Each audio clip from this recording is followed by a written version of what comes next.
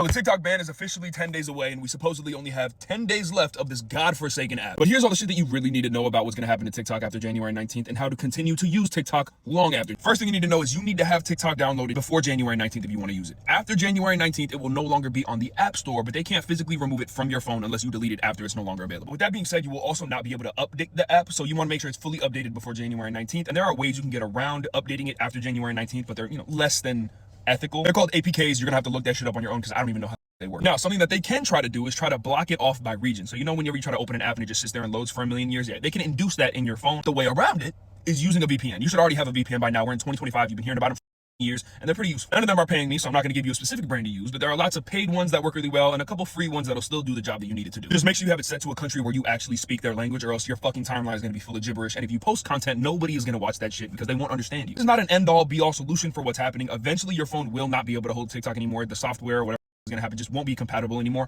but this will give you substantially more time for the government to stop around and figure this shit out. TikTok is so integrated into our society right now that they don't want to really get rid of it. They just want to be greedy and take it for themselves. Hopefully they take their heads firmly out of each other's asses and let this shit just ride out. But in case it doesn't, send this video to everybody and go follow me on my other social medias. Please, God. I really don't want to go back to a 9 to 5. I'm begging.